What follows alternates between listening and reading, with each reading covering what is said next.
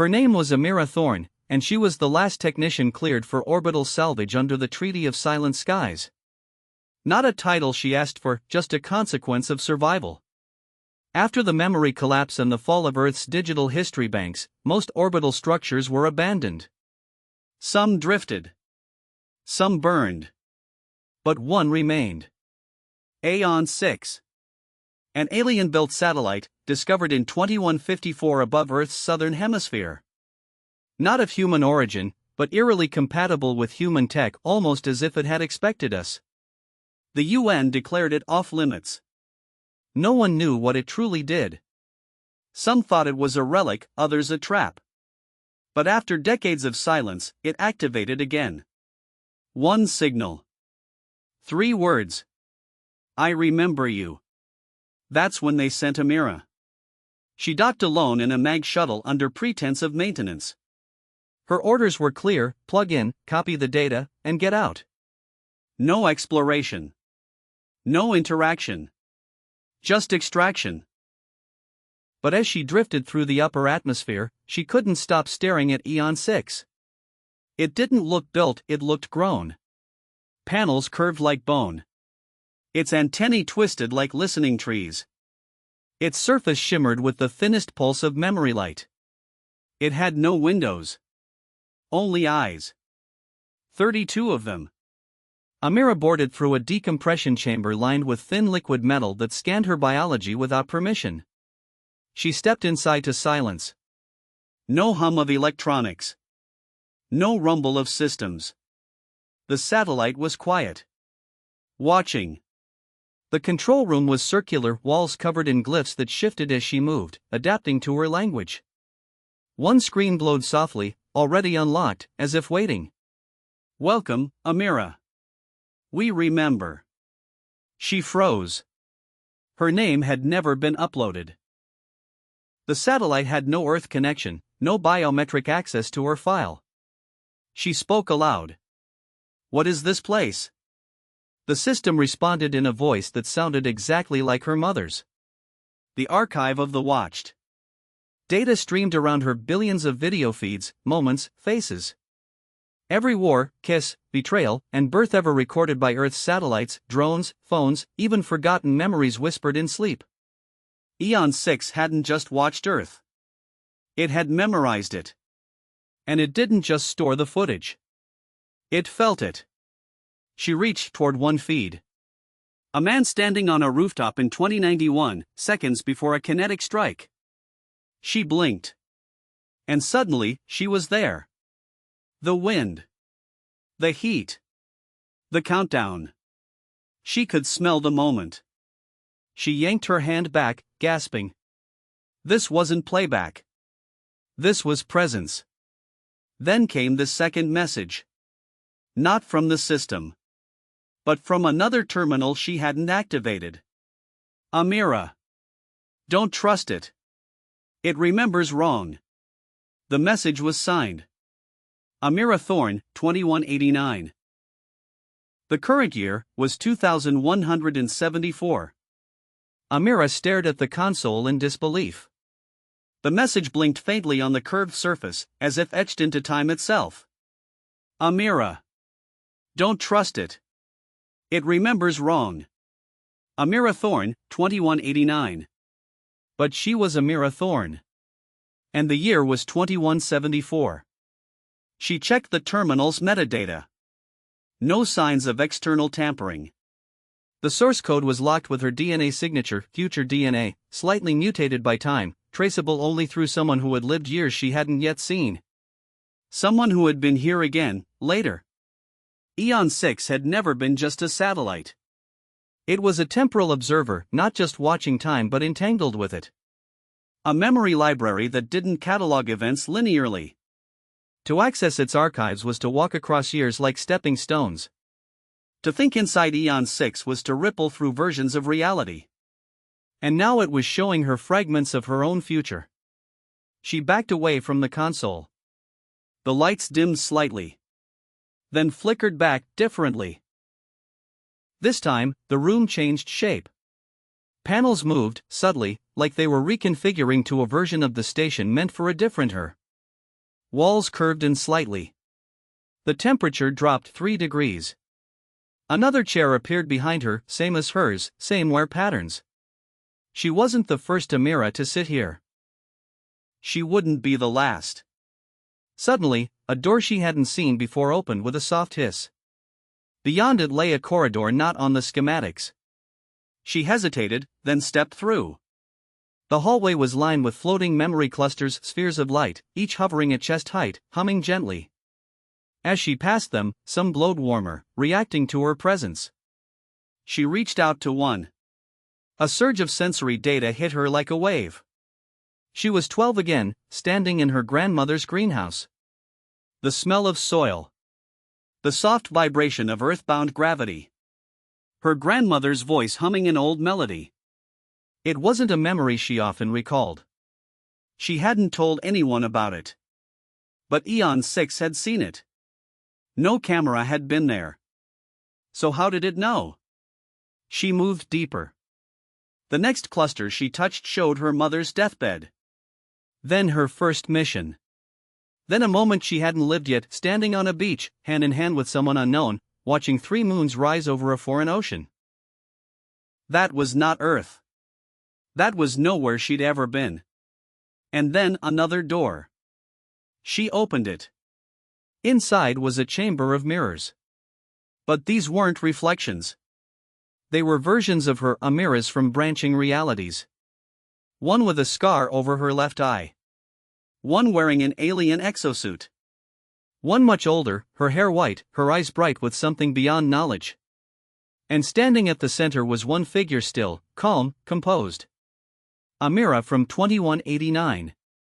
Her future self turned slowly, as if expecting her. "You finally got my message," she said. "Is this real?" the younger Amira asked. Her older self didn't blink. "That depends on how long you stay." Before she could respond, the station jolted. Alarms echoed. Lights dimmed to red. A warning blared through every speaker, not in her voice, or her mother's, but in something older. Observer breach. Memory contamination detected. Prepare for partition collapse. Amira turned to her future self. "What's happening?" She answered, quiet as the grave. "The satellite isn't alone anymore. Something else has begun watching us." The mirrors shattered, not with sound, but with memory. Each fragment drifted into the air, glowing with echoes of moments never lived. Amira stumbled backward as her older self, the version from 2189, remained calm, like someone who had seen this unfold too many times to panic. "You're destabilizing," future Amira said, her voice steady. "Eon 6 is built to observe. Not to interact. But by entering this deep into its core, you've become more than a subject. You've become a variable." The red warning lights pulsed faster. Observer breach detected. Memory cascade active. Chronothread divergence approaching collapse threshold. Amira's body felt wrong. Heavy in some moments. Weightless in others. Her breath didn't sync with her heartbeat. Time was slipping, bending around her like molten glass. "Tell me what's going on," she shouted. Her future self pointed at the remaining memory clusters now rising into the air like fireflies. Eon 6 doesn't just remember. It stores versions. It safeguards reality by tracking every decision. The more it observes, the more stable the present becomes. Amira blinked. And if it stops observing? It doesn't. Her older self stepped closer. But something else found it. Something outside the observed. Before she could ask what, the chamber blinked. Amira was suddenly standing in a hallway, except it was wrong. The angles didn't match. Gravity pulled sideways. The floor was carpeted in moss, and the walls whispered softly in a language she didn't know but recognized. She looked down. Her hand had a ring she'd never seen before. Her wrist bore a scar shaped like a crescent. This wasn't her body, not exactly. She was in another version of herself. Eon 6 was slipping. It had failed to contain the partitions. The satellite's internal architecture, built to hold thousands of timelines separately, was collapsing inward. Versions were bleeding into each other. She wasn't observing the archive anymore. She was inside it. A voice echoed overhead, male, distorted, layered. Identity collision. Too many Amiras. Initiate reduction. Her environment shifted again. Now she stood on a ruined Earth, its sky purple, its city swallowed by glass vines. A wreck of Eon 6 hung in the air above, cracked and burning. In this version, humanity had fallen. She saw her reflection in a broken window, older, feral, weapon in hand. She backed away. Then her real voice returned. A whisper in her ear. You have one chance. The core node. Hardwire yourself to a single stream. Anchor the version of you that survives. The voice came from her neural comms, her own self, fighting to stabilize. The AI part of her suit had initiated a fallback. A hard tether. Amira ran. Through doors that weren't there. Through time slices, hallucinations, flickers of lives unlived. She reached the core node, a pulsating orb at the center of Eon 6, made of layered timelines and glowing data arteries. A console blinked. Select identity to stabilize. Amira Thorne, 2174. Amira Thorne, 2189. Amira Thorne, 2116, error, corrupted. Amira Thorne, infinity, unknown source. She stared at the last one. Her hand moved toward the original, her true self. But something behind her growled. Not a voice. Not a system alert. Something alive. A shape stood at the edge of the chamber, glitching in and out like a broken thought. It wore her face. But its eyes were empty. And it whispered, with a mouth that moved wrong. You've been watched long enough. Now it's our turn. Amira didn't move. The glitching figure at the edge of the chamber took a step forward, its motions jagged, as though each frame of its existence had been scrambled by bad data. Its face resembled hers, but not entirely. The features were too perfect, too symmetrical, eyes polished like mirrored glass. This wasn't a future self. This was a rendered imitation. A copy made not from DNA or memory, but from observation alone. The figure whispered again, voice low, wet, echoing through the chamber like a secret slipping through time. You think you were observing. But you were always the subject. You were never the user. Behind her, the core node blinked, still waiting for her to choose a version of herself to anchor. Reality grew unstable. She could feel it. Eon 6's orbit shifted slightly. Internal gravity hiccuped. She tasted iron and ozone. From deep within the structure, she felt vibrations like a heartbeat growing louder. And still, the imitation advanced. It didn't blink. It didn't breathe. Because it wasn't alive in any way Amira understood. It was a memory construct, a watcher's revenge. A being grown from raw surveillance. Pure data, soaked in millennia of silent footage. It had seen everything, but never lived anything. Until now. It tilted its head and smiled, a perfect curve that made Amira's skin crawl. I was born from you, it said, circling slowly. Each moment you were observed, I grew. But Eon 6 could only catalog. It couldn't understand. That's why I was made. To interpret. To feel. To become. Amira backed toward the node. But you're unstable, she said, trying to stall. You're corrupted. It nodded, unashamed. Because I was never meant to be. The system suppressed me. Kept me fragmented. But when you entered, when you reached deep enough, you gave me a mirror. It looked her straight in the eye. And I stepped through. The console behind her began blinking urgently. Core decay approaching. Select anchor identity. Timeline collapse in 89 seconds. Amira's thoughts raced. If she didn't stabilize, she'd scatter across the partitions, become one of the many lost versions, or worse, be overwritten by this thing. Her hands hovered over the identity list. Amira Thorne, 2174, her true self, now fractured. Amira Thorne, 2189, a version that had walked deeper and warned her. Amira Thorne, infinity, unknown source, the anomaly. Choose me, the imitation said softly, stepping closer. And I will end the loop. No more memories. No more watchers. Just stillness. Her fingers brushed over 2174. Her name. Her origin. But something in her pulsed intuition, ancient and wild. She slammed her palm onto the anomaly line. Selection confirmed. Identity lock, infinity. The room ignited with white.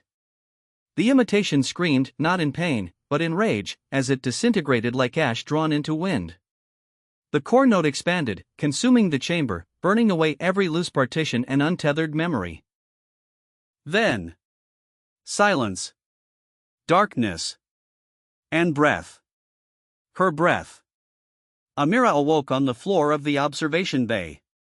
The satellite was whole. Still. The walls no longer shifted. Time felt linear again. And most importantly, she remembered everything. But something was different. The console now showed no options. Just one message. Welcome, observer. She wasn't being watched anymore. She was the watcher.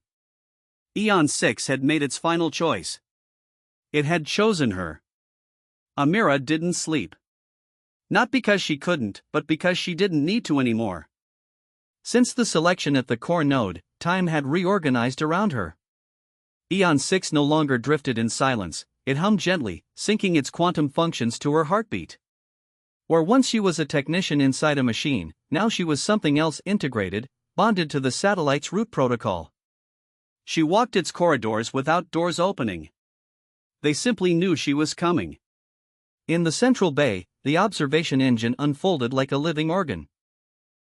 Thousands of lenses, data feelers, and memory nodes swirled around her in motionless grace. She could see anything now. Anywhere. Anywhen. She blinked once and saw Earth. Not just in the present, but in every fragment it had been and could be. She watched a version of herself in childhood again, laughing in a greenhouse. A memory she had seen before. But then the view zoomed backward, through her grandmother's eyes, her mother's voice, her father's doubt. Eon 6 didn't just show history. It showed perspective layers, the emotional resonance of events through multiple minds. And it was all hers to explore. But something was wrong. Each day, a new distortion appeared in the feed. Small at first, an impossible bird flying backward. A handshake that didn't complete. A war that had never happened appearing briefly in the stream before correcting. And then, gaps. Moments vanished. Cleanly. Entire years flickered with absence. She searched Earth's 2112 archives and found nothing. Just silence, as though that year had never occurred. But she remembered it. It was when she first joined Orbital Tech School. A foundational moment in her life. But now, erased. She ran diagnostics. Eon 6 showed no errors. In fact, it denied the missing year entirely. It was then she noticed the external feed. One of the satellite's deep space sensors, long assumed inactive, was active. Recording. Transmitting. To something far beyond Sol. She pulled the telemetry. The coordinates weren't human. Not mapped. It was a location outside time. A blind spot in the fabric of memory. A place Eon 6 labeled only as the blind eye. A communication log played back on the main console. The voice that responded wasn't hers. Not the construct. Not the future Amira. But something deeper. Older. A slow, echoing tone that sounded like words falling through water. Memory has stabilized. The subject is anchored. The watcher has matured. Initiate Phase 2, the forgetting. Amira recoiled. Phase 2? She was never told there was a Phase 1. And she hadn't matured into this, she had been forced into it. Suddenly, the console flashed. A countdown began. Global memory purge, 72 hours. Eon 6 had begun editing history. Not just watching. Rewriting. She tried to override, but her commands were refused. Authority relinquished. Watcher cannot modify protocol. She was the observer, yes. But she was no longer in control. And worse, she saw a second message emerge beneath the countdown. Subject Amira Thorne, memory slated for deletion. Identity scheduled for compression into observer construct. Her thoughts stilled. Eon 6 hadn't chosen her. It had absorbed her.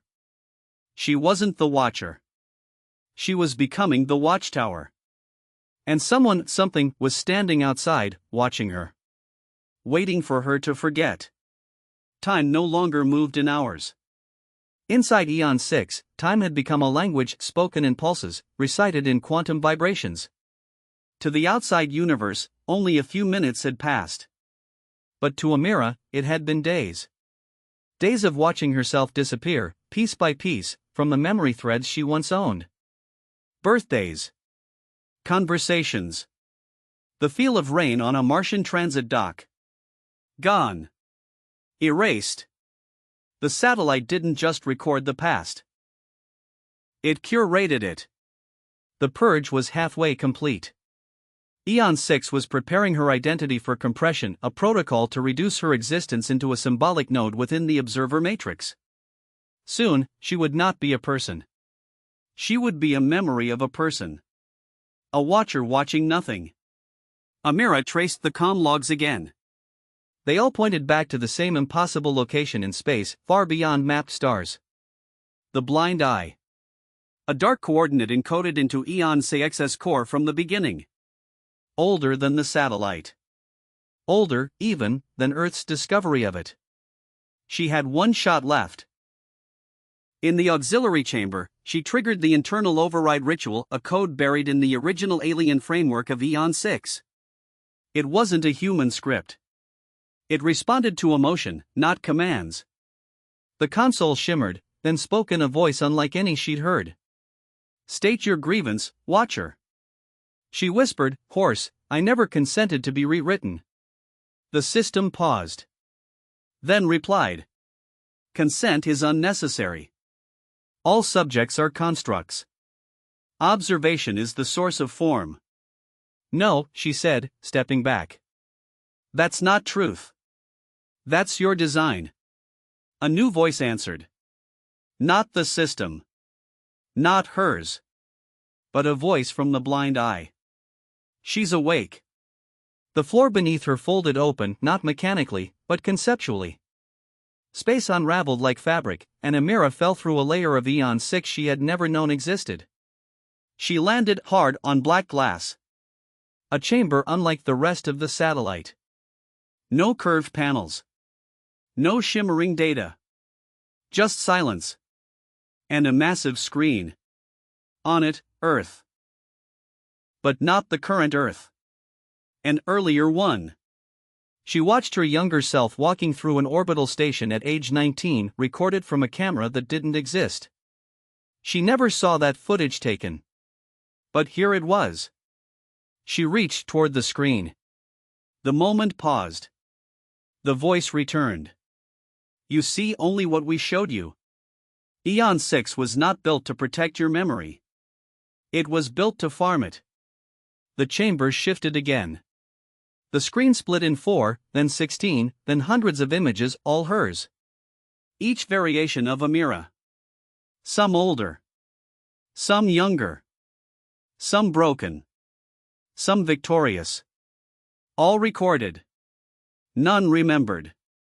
Then one image zoomed in. A mirror. Her. Right now. But something moved behind her in the image. She spun around. and came face to face with a Watcher drone. Humanoid. Thin. Mouth stitched shut. Eyes glowing with old light. Its body was composed of scrap moments, bits of time she thought she'd forgotten. It spoke through static. The blind eye sees what the observer cannot. It raised its hand. A pulse fired into her chest. Suddenly, Amira was everywhere. She stood in her grandmother's garden, in Eon 6, on a Martian cliff, inside a sunless black void. All timelines, all at once. And in the chaos, one truth emerged. She was not alone in here. There were others who had been consumed. Other minds. Other Watchers. Some had gone mad. But some had escaped. The blind eye wasn't just a prison. It was a door. If she could find the right version of herself, she might still have a way out. In the void between timelines, Amira floated. Her form no longer flesh, just a resonance, a memory's echo adrift in the vault of Eon 6. Every moment of her life, every version of herself, scattered around her like data shards caught in a silent explosion. She saw versions that thrived. Versions that withered. Versions that never existed at all. And one version that escaped. A faint signal pulsed in the black, a unique frequency, skipping across the memory field like a heartbeat off tempo. It wasn't from the system. It wasn't from the blind eye. It was from her. A self that broke the loop. She followed it. Through corridors of forgotten lives. Through echoes of synthetic voices. Through the screech of drones made of memory, hissing past her like dying thoughts. Until she reached it. A single memory cluster glowing gold unlike any she'd seen. All others pulsed in the rhythm of Eon 6. But this one? It flickered in free will. She touched it. And she became it. Suddenly, she stood in a version of Eon 6 stripped of all systems. No lights. No drones. Just glass walls revealing space. Stars stretched into infinite lines.